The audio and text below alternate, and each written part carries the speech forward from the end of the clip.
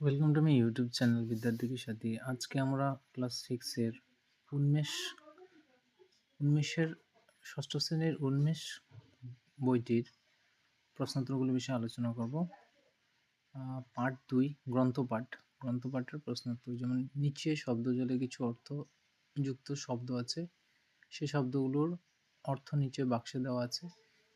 অর্থ অনুসারে সেই শব্দগুলো শনাক্ত করে গোল করে চিহ্নিত করে এবং নিচের বাক্সে লেখো। যেমন এখানে লেখা আছে প্রক্রিয়াটা হবে প্রণালী।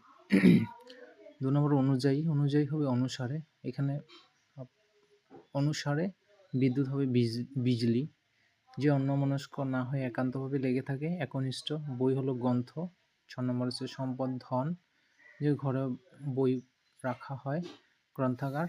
8 নম্বর হচ্ছে পুঁজি হচ্ছে মূলধন। 9 নম্বর হচ্ছে সঞ্চয় করা হয়েছে সঞ্চিত। সুখ দুঃখের অনুভূতি মানে ভোগ। এখন 3 নম্বর প্রশ্ন, দূরের রত্ন কিভাবে হাতের কাছে পাওয়া যায়। 3 নম্বর খ হচ্ছে একটি গ্রন্থের মূলভাব কিভাবে উদ্ধার করতে পারা যায়।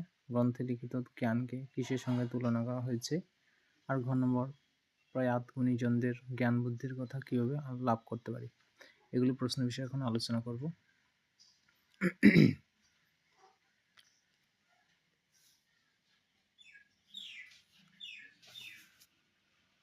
তারপর আলোচনা করব 4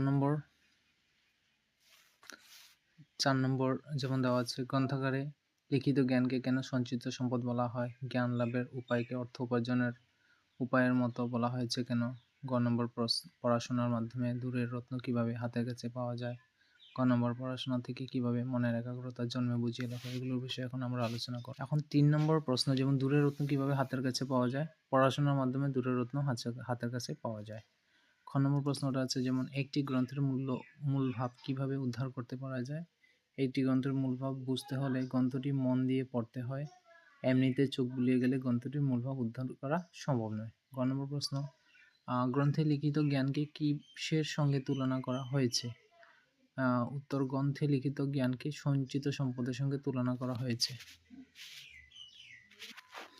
এখন যেমন প্রয়াত গুণীজনদের জ্ঞান বুদ্ধির কথা কিভাবে লাভ করতে পারি। প্রয়াত গুণীজনদের জ্ঞান বুদ্ধির কথা তাদের রচিত গ্রন্থ থেকে লাভ করতে পারি। এখন 4 নম্বর প্রশ্নের বিষয়ে আলোচনা করব। গ্রন্থকারে লিখিত জ্ঞানকে কেন সঞ্চিত সম্পদ বলা হয়েছে। প্রতিজন লেখক অনেক পরিশ্রম করে গ্রন্থরূপী জ্ঞান ভাণ্ডার তৈরি করেন, আর আমরা শুধুমাত্র বইটি পড়ে তার অর্জিত জ্ঞানটুকু খুব সহজে লাভ করতে পারি। তাই গ্রন্থকারে লিখিত জ্ঞানকে সঞ্চিত সম্পদ বলা হয়েছে। খ নম্বর আছে, জ্ঞান লাভের উপায়কে ধন অর্জনের উপায়ের মতো বলা হয়েছে কেন। আর্থিক পুঁজিটা কিছু না থাকলে যেমন অর্থ উপার্জন সম্ভব নয়, ঠিক তেমনি বিদ্যা একেবারে না থাকলে জ্ঞান অর্জনও কঠিন হয়। সেই জন্য জ্ঞান লাভের উপায়কে ধন অর্জনের উপায়ের মতো বলা হয়েছে। গ নম্বর, পড়াশোনার মাধ্যমে দূরের রত্ন কিভাবে হাতের কাছে পাওয়া যায়। উত্তর হলো, দূর বিদেশে বসবাসকারী পণ্ডিত ব্যক্তিদের সঙ্গে সাক্ষাৎ করতে গেলে অনেক টাকা ও পরিশ্রমের প্রয়োজন হয়। আবার সাক্ষাৎ হলেও তাদের কাছ থেকে শুনে বিদ্যা লাভ সকলের পক্ষে সম্ভব নয়। কিন্তু পড়াশোনার মাধ্যমে বিদেশের সমস্ত পণ্ডিতদের মূল্যবান উপদেশগুলো ঘরে বসেই পাওয়া যায়। এটা হচ্ছে গ নম্বর প্রশ্নের উত্তর। ঘ নম্বর হলো, পড়াশোনা থেকে কিভাবে মনের একাগ্রতার জন্য বুঝিয়ে লেখো। পড়াশোনা মানুষের মনকে নিয়ন্ত্রিত রাখে। পড়াশোনা মানুষের মনকে নিয়ন্ত্রিত ও স্থির রাখতে সাহায্য করে। যখন আমরা মনোযোগ দিয়ে পড়াশোনা করি তখন আমাদের মন চারপাশের অতিরিক্ত চিন্তা থেকে সরে এসে কেবল পাঠ্য বিষয়ের উপর কেন্দ্রীভূত হয়। নিয়মিত এই চর্চার ফলে মনের মধ্যে এক ধরনের শৃঙ্খলা ও ধৈর্য জন্ম নেয়। এইভাবে পড়াশোনা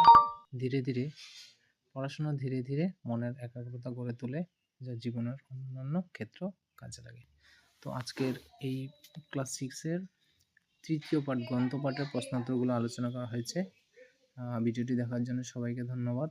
আর যদি নেক্সট কিছু তোমাদের লাগে আমাকে কমেন্ট করো, আমি তোমাদের চাহিদাগুলো মেটাতে সাহায্য করব। Thank you.